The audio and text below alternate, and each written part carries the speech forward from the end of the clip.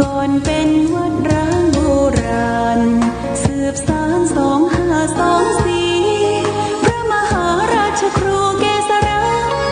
ปัญญาปรมาติกาจารย์จากวัดดับภัยเชียงใหม่สืบสานเวลาผ่าน131 ปีนานไกลวัดพระบาทอุดมรุ่งเรืองงามตา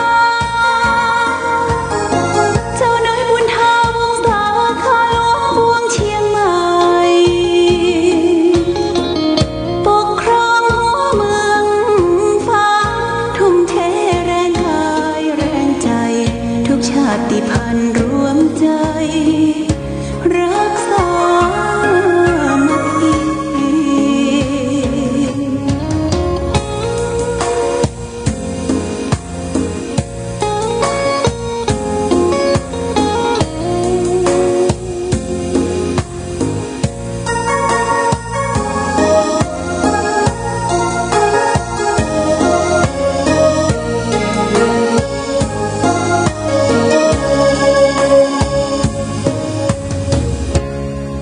ก่อนเป็นวัดร้างโบราณสืบสาน2524พระมหาราชครูเกษราปัญญาปรมาติกาจารย์จากวัดดับภัยเชียงใหม่สืบสานเวลาผ่าน131 ปีนานไกลวัดพระบาทอุดมรุ่งเรืองงามตา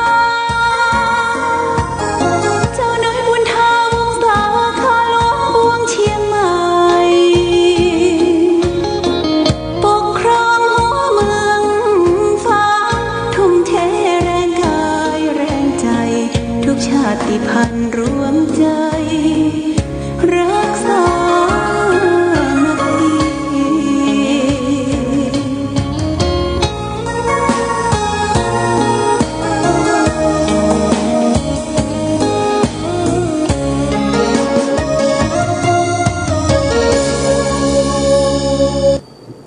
เจริญสุขศรัทธาสาธุชนญาติโยมท่านพุทธบริษัททั้งหลายวันนี้รายการธรรมประทีปส่องต่างก็ได้มาพบปะกับพ่อแม่พี่น้องศรัทธาสาธุชนญาติโยมแห่งครั้งหนึ่งวันนี้เป็นวันพุธที่29เดือนกันยายนพุทธศักราช2564ซึ่งตรงกับเดือน12เหนือเดือน10ใต้แรม8ค่ำวันนี้เป็นวันพระวันศีล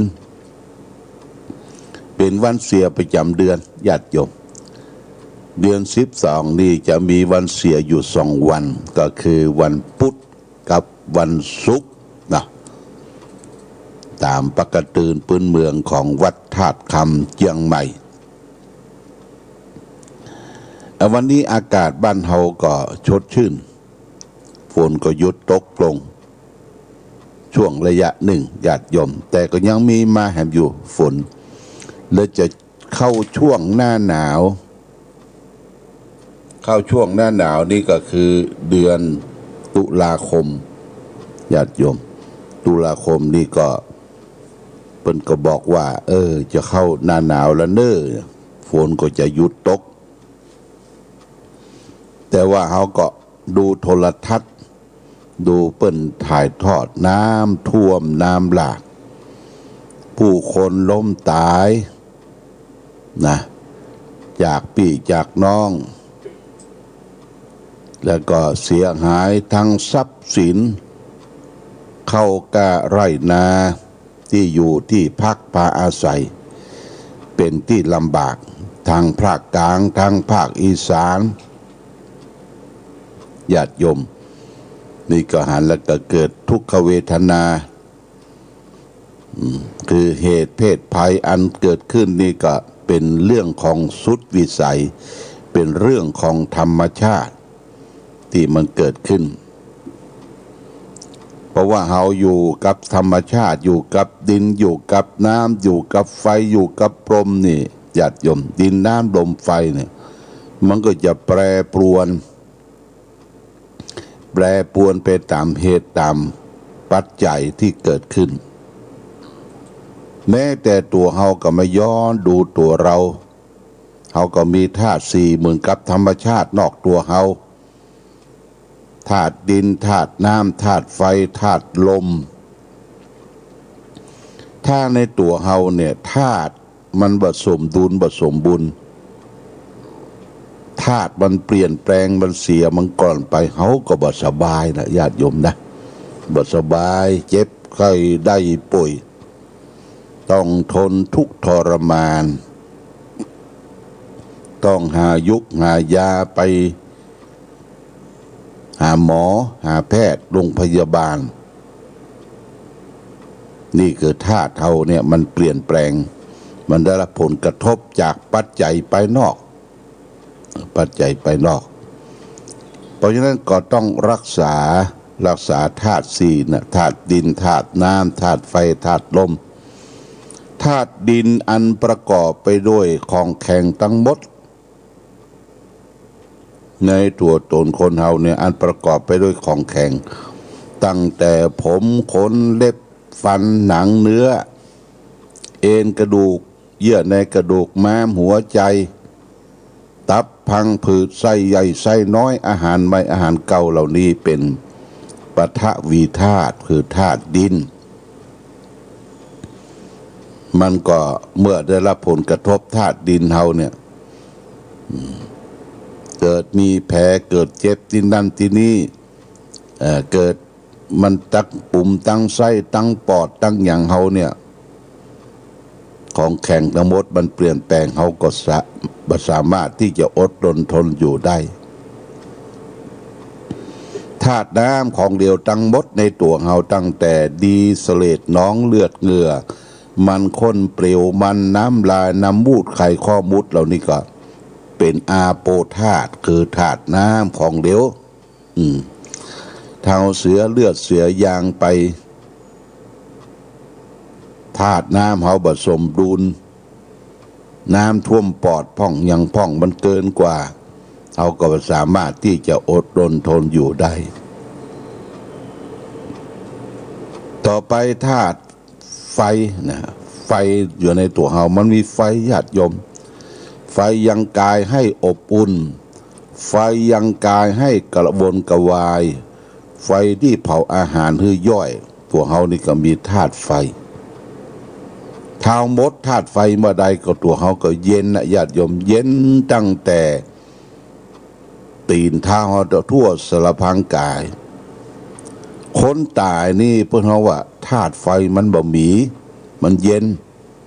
เพิ่นฮ้องว่าเป็นคนเย็นเป็นคนบ้านเฮือนเย็นก่อนบ้านศพเพิ่นฮ้องว่าบ้านเฮือนเย็นนะเพราะว่าธาตุไฟมันดับและธาตุสุดท้ายสำคัญที่สุดคือธาตุลมลมพัดขึ้นเบื้องบนลมพัดลมเบื้องต่ำลมในท้องลมในไส้ลมพัดไปตามตัวลมหายใจนี่ธาตุลมธาตุทั้งหมดดินน้ำลมไฟธาตุที่สำคัญที่สุดคือธาตุลมหมดลมหมดเรื่องมีลมมีเรื่องถึงวันถ้าไผ่รักษาลมอยู่เนี่ยนะเขาก็มีชีวิตอยู่ญาติโยมบางทีเขาเสียธาตุอื่นไปธาตุน้ำธาตุดินธาตุไฟก็ยังมีลมอยู่ก็ยังบ่ตายเตื้อนะก็แสดงว่าลมเนี่ยอันอย่างที่พิษลมเขาเนี่ยก็คือหัวใจญาติโยมนะมันปั๊มหัวใจเขานี่นะมันทำงานโดยอัตโนมัติมันคุมทุกสิ่งทุกอย่างในสารพังกายเขาเนี่ยมันคุมทุกแม้แต่ว่าเขารับนอนพักผ่อนธาตุลมก็ยังทำงานหัวใจทำงานอยู่เหรอถ้ามันหยุดมันทรยศมันมาทำงานเขาก็เด็ด เดทก็คือตายก็หมดสภาพธาตุอื่นๆก็ติดตามไปตัวธาตุดินก็จะเน่าก็จะเฟะธาตุไฟออกจากร่างไปธาตุน้ำก็มีน้ำเน่าน้ำหนองออกทั่วสารพางกายเพราะฉะนั้นเปิ้นจึงบริหารลมรักษาลมนี่คือดีนะถ้าลมดีเรียกว่าลมจอยถ้าลมบดีเรียกว่าลมบาดจอยพระสัมมาสัมพุทธเจ้าของเฮาที่พระองค์ได้ตรัสรู้พระองค์ให้ความสำคัญในธาตุลมหายใจเข้าออกเนี่ยคือพิจารณาลมหายใจเข้าออกการปฏิบัติธรรมก็เช่นเดียวกันญาติโยมเฮามีลมเนี่ยเปิ้นคือพิจารณาลมหายใจเข้ารู้หายใจออกรู้นะ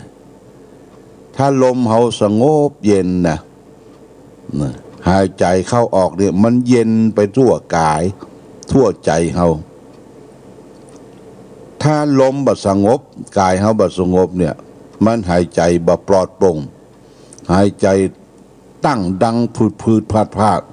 อย่างงัวสวกอย่างคอยสวกเนี่ยญาติโยมนะนี่ถึงลมมันสงบฟืดฟาดเป็นคนสวกนะธาตุลมมันสงบเพราะฉะนั้นรักษาลมบริหารลมก็คือพิจารณาลมหายใจเข้าออกนะญาติโยมเด้ออยู่บ้านอยู่จองอยู่สถานที่ทำงานจะไปปล่อยลมนักนะปล่อยลมนักนี่มันจะแฟบอย่างรถก็เหมือนกันรถยนต์รถเครื่องยางอย่างทุกสิ่งทุกอย่างที่ใจกับลมเนี่ยถ้ามันมีลมก็ไปบ่ได้ละเฮาและท่านทั้งหลายก็เหมือนกันจะไปปล่อยลมนักจะไปอู้นักนะกัดสหับไว้กัดสหับนี่หับปากหับลมไว้รักษาลมนะรักษาลมดีลมจอยเป็นอิทธารมอารมณ์น่าปรารถนาให้อยู่ในจิตในใจเฮาอยู่ตลอดเวลาเพราะฉะนั้นฝึกหัดรักษาลมเฮาก็จะนำมาแห่งความสุขความเจริญในชีวิตของเฮาวันนี้เอาธรรมะมาฝากคือแก่ญาติโยมธรรมะทางสุขใจก็แห่งเรื่องเพิ่นว่าร้อนแรงกรรมเรียกว่าร้อนแรงกรรมมันเป็นเจ็บเป็นจะได้เขาขอลองฟังญาติโยมเด้อเพิ่นก็บอกว่าความทุกข์ในโลกเนี่ยมีหลายอย่างความทุกข์อย่างหนึ่งนั้นเกิดจากโลกอันเนื่องมาจากความวิปริตผันแปรและความไม่สมดุลของโลกตามปกติธรรมดาไผเกิดมาในโลกจะต้องประสบหันกันด้วยกันทุกคนนี่เป็นทุกข์สามัญถ้าจะเปรียบเทียบกับความร้อนก็เหมือนกับความร้อนของบรรยากาศหรือความร้อนจากดวงอาทิตย์นั่นเองความทุกข์อีกของหนึ่งเกิดมาจากผลแห่งการทำความชั่วความผิดต่างๆมันมีความร้อนแรงยิ่งกว่าแสงอาทิตย์ที่ส่องมาอย่างโลกเปรียบเหมือนความร้อนจากกองไฟที่ลุกโผงอยู่ผู้ใดจะแตะต้องเข้าก็จะได้รับความร้อนและทั้งถูกเผาไม่เอากำเดียวแต่คนเลวทรามเนี่ยปราศจากความรู้สึกผิดชอบชั่วดีย่อมมีความงมงายต่อผลบาปผลกรรมแม้กำลังก้มหน้าก้มตาทำบาปอยู่ก็บ่มีความรู้สึกหลงระลึกว่าตัวกำลังทำความดีเสียด้วยซ้ำไปต่อเมื่อใดผลกรรมนั้นสำแดงฤทธิ์เดชเขาจึงจะประจักษ์ในพิษร้ายของบาปกรรมนั้นทำให้เขาได้รับความทุกข์เดือดร้อนทรมานราวกับถูกไฟนรกแผดเผาในภายหลังเอทะปาปานิกัมมานิ กรังพาโรณพุชติ เสหิกัมเมหิสุเมโทอาคิทัตโปวะอปปติ ความมีปัญญาสามทำกรรมชั่วอยู่ก็ไม่รู้สึก เขาย่อมเดือดร้อน เพราะกรรมของตนเหมือนถูกไฟไหม้นี่เป็นพุทธภาษิตญาติโยมฝากไว้เนอะกรรมชั่วเนี่ยมันเป็นไฟบรรลัยกันไม่จิตไม่ใจเฮาไม่ทุกสิ่งทุกอย่างชั่วสารพลามพลางกายเขาก็จะมามีความสุขฟึดฟัดอยู่อย่างนั้นเพราะฉะนั้นก็ควรที่จะหลีกเล่นจากกรรมชั่วมาทำแต่กรรมดีทำแต่กุศลกรรมนี่ฝากไว้เอาละญาติโยมวันนี้ก็ได้มาพบก่อนอื่นก็ต้องขออนุโมทนากับแม่บัวแก้วทิสมเนอะหรือว่าแม่ลบบ้านทุ่งปงเมืองน่านเมืองปานบอกใช่เมืองปาน โทษเมืองปานอำเภอเมืองปานฝากมาร่วมทำบุญสร้างเจดีย์วัดพระบาทอุดมอยู่200 บาทนี่ผ่านแม่จงดีมาแล้วก็แม่กล่อมโกรธคำแม่อ๋องโกรธคำแม่กลมโกรธคำบ้านป่างปอยนี่ถวายค่าน้ำค่าไฟวัดพระธาตุศรีมหาโพธิ์เนอะตะโพธาราม100 บาทโมทนาสาธุแล้วก็มีพี่นางแดงปัญญาถวายค่าน้ำค่าไฟวัดพระธาตุศรีมหาโพธิ์ตะโพธารามแห่ง100 บาทโมทนาสาธุเนอะแล้วก็ป้าโอปัญญา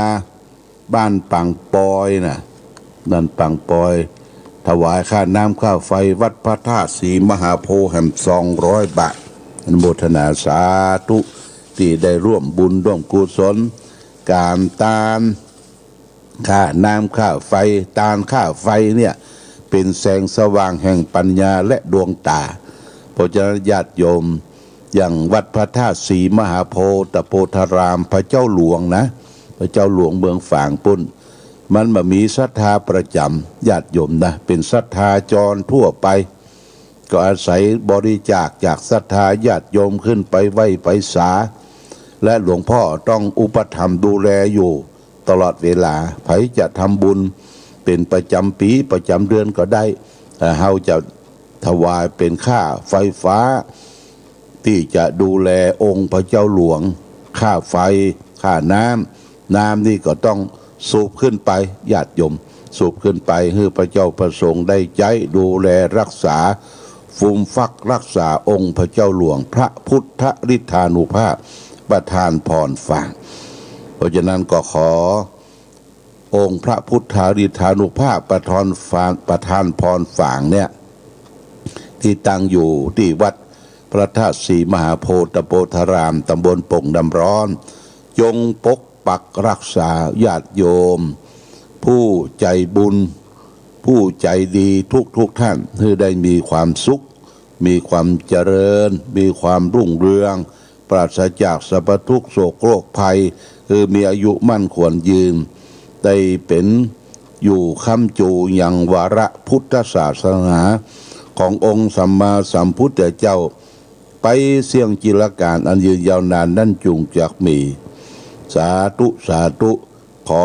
บุญกุศลทั้งหลายที่เราทำเนี่ยจงสำเร็จผลจงสำเร็จเป็นอายุวันโนสุขังปะลังรายการธรรมะประทีปสองทางต้องขอลาก่อนขอผู้ฟังจงตั้งมั่นจิตหันษาด้วยธรรมะขององค์พระพุทธาได้นำพาให้เกิดความสุขสงบเย็นขอเจริญพร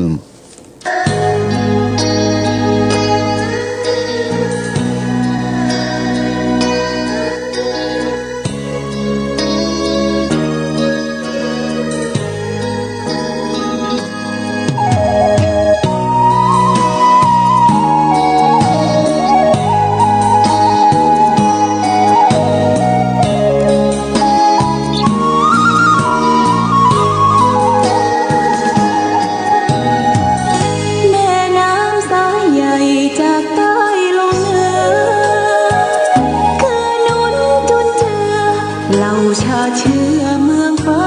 นานมา น้ำกกท่าสะฟางสายเลือดคนเมืองล้านนา รุ่งเรืองฟูเฟื่องทั่วหน้า เมืองทองของฟ้าอำไพเมืองฟ้าเมืองใหญ่คู่กับแม่อายชัยปราการพุทธ